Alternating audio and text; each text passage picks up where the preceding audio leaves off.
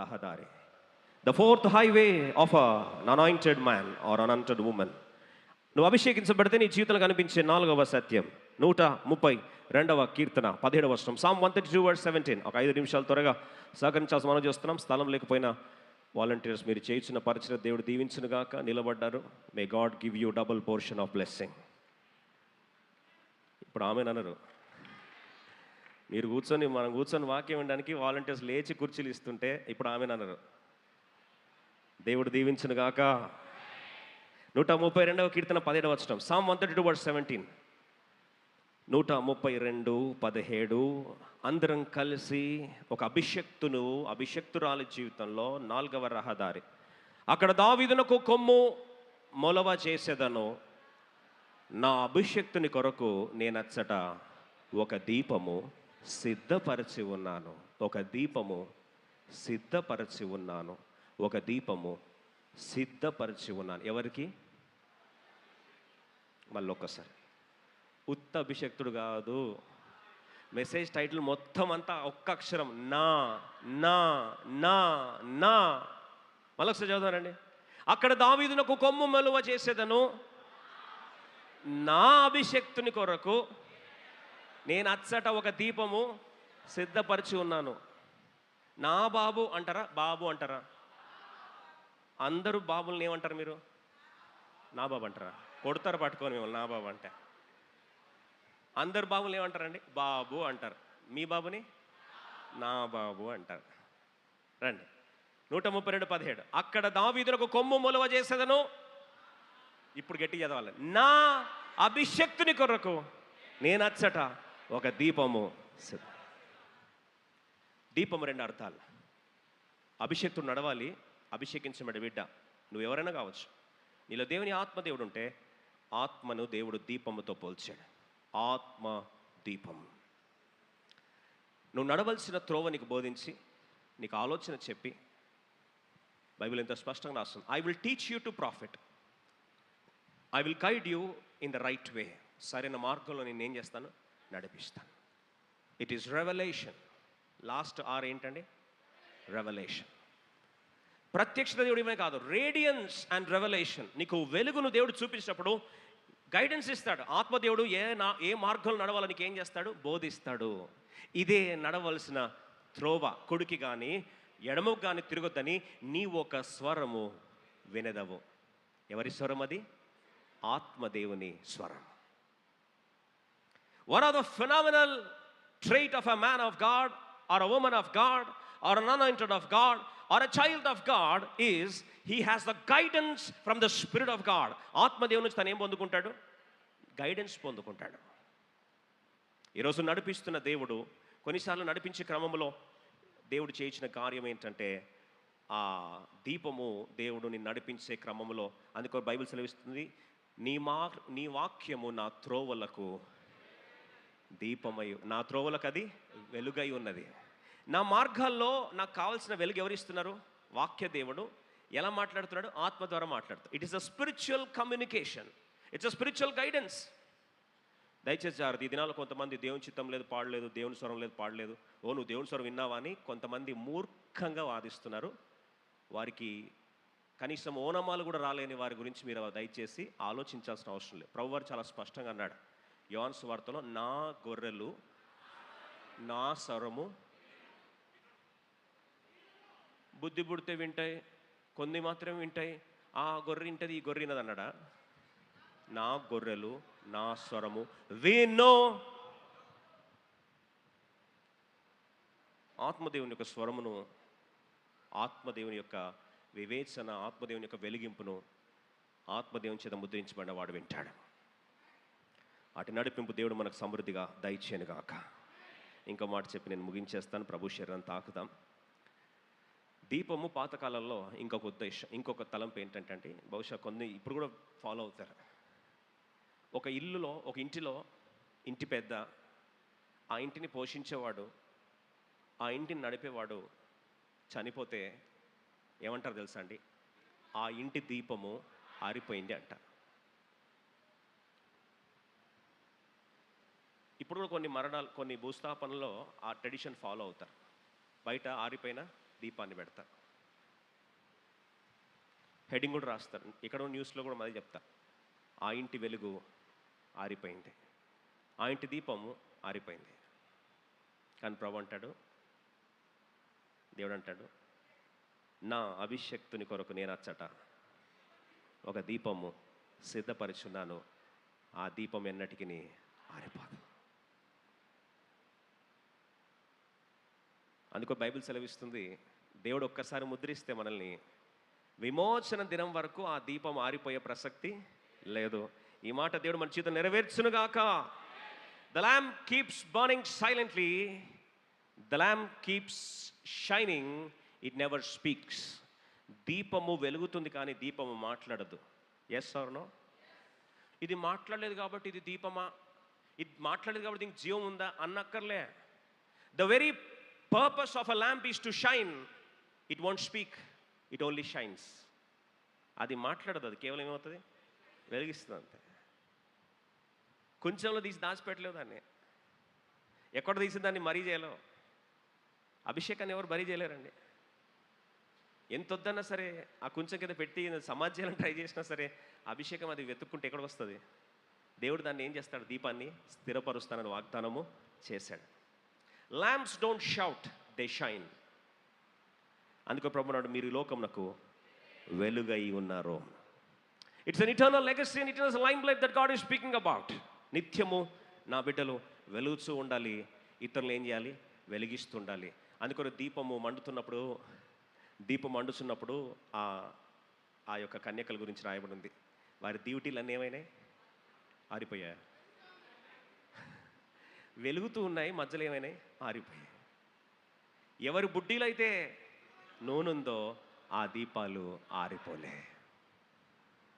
ఈరోజు అద్భుతం ఏంటంటే దేవుడు అంటాడు, ఈ దీపం ఎన్నటికి ఆరిపోదు. కాబట్టి నిరంతరము దేవుని దీపముగా మనం ప్రకాశించుదుము కాక. ముగిస్తూ అడుగుతున్నా, ఇదంతా ఫీచర్స్, ఇన్ని ఫీచర్స్ ఎవరికి? 89:20 సామెత, కీర్తన 89:20. ఇన్ని ఫీచర్లు, అన్ని ఫీచర్ లోడెడ్ రిచెస్, ఇవన్నీ ఎవరికి? నా సేవకుడైన దావీదును నేను కనిగొన్నాను. ఇది దావీదు ఒక్కనికే కాదు, ఎవరైతే దేవుని చేత సేవకుడు అని పిలువబడతారు. అయితే మీరు అనొచ్చు, సేవకుడు అంటే ఇది ఓన్లీ పాస్టర్ల కొరక అని. కాదు కాదు కాదు, దయచేసి పొరపాటు చేయి. This is not for pastors. ఏదో ఒకరు సేవకుల కొరకు, అభిషేకులు కాదు. ఈ మాట దయచేసి వినండి. హన్న సేవకురాలా లేదా హన్న సాధారణ గృహిణినా? సాధారణ గృహిణి, హౌస్ మేకర్ కదా. ఆమె షిలోహులో దైవజనం చూసి ఏమనిందంటే, నేను నీ సేవకురాలను అనింది. సర్వెంట్ అంటే ఏంటి? సర్వెంట్ అంటే సేవకురాలు, సేవకులు అంటే సర్వెంట్. కరెక్టే. ఇంగ్లీష్ క్లాస్లో కూర్చున్నాం కదా మనం ఇక్కడ. సేవకునికి తనకంటూ ఏం చిత్తము ఉండదండి. యజమానుని చిత్తమే సేవకుడు చేయాలి. Yes or no? అన్న అంటది, నేనైతే బాగా ఆశపడి అడిగాను, ఏమని, బిడ్డలు కావాలని. అది దేవుని చిత్తము కాదు. కానీ నేను దేవుని చిత్తం తెలుసుకున్నా ఏంటంటే, ఆయనకు ఒక సేవకుడు కావాలి, ఆయన సంఘానికి ఒక సేవకుడు కావాలి. కాబట్టి ఇక మీద నా చిత్తం కాదు, ఎవరి చిత్తం జరగాలి? దేవుని చిత్తం జరగాలి. కాబట్టి దేవుని చిత్తమే జరగాలనుకుంటే నీకు సేవకుడు కావాలి. కాబట్టి ఆ సేవకుడిని ఈ లోకాన్ని తీసుకొచ్చే ఛానల్గా నన్ను వాడుకుంటానంటే ఐఎమ్ రెడీ అనింది. ప్రభు ఆమెనని సైన్ పెట్టాడు. అర్థమైన వాళ్ళకి అర్థమైనంత. ఆ రోజు కొత్తగా ప్రార్థన చేసింది. అన్ని రోజులు ప్రార్థన చేస్తూనే వచ్చింది. అన్ని రోజులు ప్రార్థన ఏంటంటే, నాకు కొడుకు కావాలని. ప్రభు అన్నాడు, నాకు కొడుకు కావాలన్నాడు. అట్టెట్లా అవుతుంది అని. అయితే అంత ఆనందం రాయలేదు చెప్తా. ఎవరైనా నాకు సేవకుడు కావాలయ్యా, సేవకుడే లేడు, యాజకుడే లేడు, దీపం ఆరిపోతుంది. ఇక్కడ షిలోహులో దీపము ఆరిపోయే సిచ్యువేషన్ వచ్చింది. మందసము బయటకి కొనిపోబడి దొంగలించే సమయము వచ్చేసింది. నాకు ఒక దీపం కావాలి, నాకు ఒక సేవకుడు కావాలి. ప్రార్థన చేసి అనింది, నువ్వు నా కొడుకు ఇస్తే ఆయన నా కొడుకు కాదు, ఆయన నీ సేవకుడు. ఇక మీదట నీ సేవకుడిని పిలవడానికి ఈరోజే సరెండర్ అవుతున్నా, నేను నీ సేవకురాలని. ప్రభు అన్నాడు, ఆమెన్. సంతకం పెట్టాడు. కరెక్ట్ సంవత్సరం కాలం ఎవరు పుట్టారు? సమయాలు పుట్టారు. ప్రియ సోదరి మరియా మనందరూ తెలిసిందే. మరియా దేవుని దూత వచ్చి ప్రకటిస్తే, సరే రండి మాట చదువుకొని దేవుని ఆరాధించి లూకా సువార్త 1:30 చదువుకొని ప్రభు శరీరం తాగుతాం. Luke 1:38. ఈరోజు surrender is a secret of a servant. దేవుని చిత్తానికి నేను సరెండర్ అవుతున్నానయ్యా, ఇక మీద నా చిత్తం కాదు నీ చిత్తానికి నేను తల వంచుతున్నాను అని ఈరోజు చెప్పగలిగితే ఆటోమేటిక్గా నువ్వు దేవుని సేవకుడు అవుతావు. You will become God's anointed, you will become his servant. లూకా 1:30 కలిసి చదువుకుందామా? అందరం కలిసి చదువుకుందాం. లూకా 1:30 కలిసి చదువుదాం త్వరగా. అందుకు మరియా, ఇదిగో ప్రభు దాసురాలను, నీ మాట చొప్పున నాకు జరుగును గాక. అంతటి దూత ఆమె యొద్ద నుండి వెళ్ళిపోయాను. ఆమంటది, నేను నీ దాసురాలి, నీ సర్వెంట్ని, నా మాట కాదు, ఎవరి మాట జరగాలి? నీ మాట జరగాలి. వాళ్ళు చూస్తే ఒకళ్ళు దేవుని మాట జరిగితే ఆమెను రాళ్ళతో కూడా చంపుతారు. పెళ్ళి వెలుపల అవుట్ ఆఫ్ వెడ్లాక్ ఒక బిడ్డను కానింది అంటే ఇంకా జీవితం అంతా కూడా బురదను మోస్తూ ఉండాల్సిందే. పెళ్ళి కాకముందే ప్రెగ్నెంట్ అంట అనే టైటిల్ జీవితాంతం నేను క్యారీ చేస్తూ ఉండాల్సిందే. ఇష్టం వచ్చినట్టు నన్ను చరిత్రలో చాలామంది అర్థం లేని మూర్ఖులు ఇష్టం వచ్చినట్టు నన్ను తిడతారు. దానికి కూడా నా చిత్త ప్రకారం అయితే అవన్నీ నాకు జరగొద్దని నేను అనుకుంటున్నాను. కానీ నేను నీ దాసురాలి. I am your servant, not my word but thy word. నా మాట కాదు, నీ మాట నా జీవితంలో జరగాలి, ఎందుకంటే నేను సరెండర్ అవుతున్నా. She yielded her reputation, she yielded her strength, she yielded her womb, she yielded her plan, she yielded her body, she yielded her genes, she yielded her everything. తన శరీరాన్ని ఎవరికి అప్పగించేసిందండి? దేవునికి అప్పగించేది. Therefore his will was birthed through her. అందుకొరకు దేవుని చిత్తము తన గర్భము ద్వారా దేవుడు జన్మింపజేశాడు. కోట్లాది మంది దీవించబడ్డారు. అట్టి ఆశీర్వాదము దాసులుగా దేవుడు మన జీవితంలో నెరవేర్చునుగాక. Women carried divine destinies because they surrendered their own. They surrendered their time. They surrendered their wombs. They surrendered their lives, their plans, their everything unto the will of God. కొంతమంది కారణ జన్ములు, కొంతమంది స్త్రీలు వారు సమస్తాన్ని దైవ చిత్తానికి, వారి శరీరాన్ని, వారి తలంపులను, వారి ప్రణాళికలు, వారి పరువును, వారి ప్రతిష్టను, వారి ఒక మాటలో వారి జీవితాన్ని, వారి కుటుంబాలని దేవుని చిత్తానికి సరెండర్ అయ్యారు. కారణ జన్ములుగా చరిత్రను పుట్టించారు, చరిత్రను శాసించారు. అటువంటి ప్రవక్తల్లో హన్నా ఒక ప్రవక్తని లోకానికి పరిచయం చేసింది. మరియా ఈ లోకానికి ఒక రక్షకుని పరిచయం చేసింది. ఒక మాటలో చెప్పాలంటే దావీదు, నీ చిత్తమే సిద్ధించు గాక అంటే తరతరాలు తుడిచివేవని దావీదు రాజ్యాన్ని లోకానికి పరిచయం చేశాడు. ఒక మాటలో మెస్సయ్య అభిషేక్తుని ఈ లోకానికి పరిచయం చేశారు. They all birth Destiny's because they all surrendered. నా సేవకుడు అంటే సరెండర్. నా అభిషేక్తుడు అంటే సీల్. అభిషేక తైలము సీల్. సరెండర్ ఎవరైతే సరెండర్ అవుతారో వారికి అభిషేకము మెండుగా వేరు పారునుగాక. వీరందరూ ఒకటే మాట అంటారు, I'm not just a volunteer but I'm a vessel. I'm not rented but I'm redeemed. I'm not anointed for fame, I'm anointed for purpose. Hannah, Mariya, దావీదు చివరికి ఈరోజు మనం మాట చెప్పగలమా? ప్రవ్వా, I don't want to be just employed, I want to be empowered. ఏదో నీ పనిలో వాడబడాలి కాదు, వాడడానికి చాలామంది ఉన్నారు నీకు, కానీ నా సేవకుడు నీ ownership. I just not only want to be employed, but I want to be empowered. I want to become your own. నీ సొంతంగా నన్ను నేను అప్పగించుకోవడానికి ఇష్టపడుతున్నా. నా మీద టైటిల్ రావాలి, దిస్ ఈజ్ గాడ్స్ ప్రాపర్టీ. ఇది దేవుని సొత్తు, ఒక బ్రాండ్గా ప్రాపర్టీ ఆఫ్ ద కింగ్ అని సీల్ నా మీద పడాలి. నీ చిత్తమైతే ప్రభా, నా ఆత్మ ప్రాణ దేహ రీతిగా నీ అభిషేకానికి ఒప్పుకొనుచున్నానని తలలు వంచుదాం. దేవుని సన్నిధిలో ప్రతిష్ఠ చేసుకుందాం. ఆత్మ ప్రాణ దేహరీతిగా మన తనువు, మన శరీరాలు సమస్తమును ఆత్మ ముద్ర, రాజముద్ర, దైవముద్ర. This is my property, this is my servant. నా సేవకుడు నా అభిషేక తైలం చేత అభిషేకిస్తానని ఏ రోజైతే ముద్ర పడుతుందో చరిత్రలు శాసిస్తావు. You shall no longer remain an normal, you shall no longer remain an ordinary, because spirit will do extraordinary things. నీ శరీరం అంతవరకు నార్మల్ బాడీ కావచ్చు, దేవునికి సరెండర్ అయిన శరీరము అద్భుతాలు సృష్టించే శరీరంగా మారుతుంది. నీ ఉద్యోగం అంతవరకు నార్మల్ జాబ్ కావచ్చు, దేవాన్ని నీ సేవకుని సరెండర్ చేసుకున్న ఉద్యోగము అద్భుతాలు సృష్టించే ఉద్యోగంగా మారుతుంది.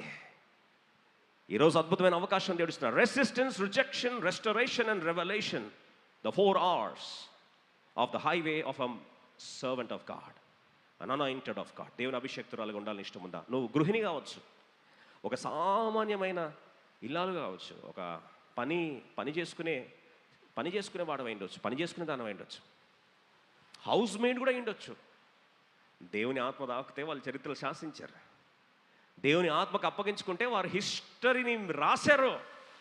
ఈరోజు దేవుడు అదే కార్యాన్ని ద్వారా జరిగించుకోవాలని ఇష్టపడుతున్నాడు కదా. ఈరోజు ఒక్క ప్రార్థన, ప్రభువా నేను నీ సేవకుడుగా ఉండాలి, నా చిత్తము కాదయ్యా నీ చిత్తం. యేసు ప్రభువు అదే మాట అన్నాడు, నా చిత్తము కాదయ్యా నీ చిత్తము. నా ప్లాన్స్, నా డ్రీమ్స్, నా ఆశలు, ఇన్ని ఎక్స్పెక్టేషన్ పెట్టుకొని వస్తే అన్ని కుప్పగూలిపోయాయి.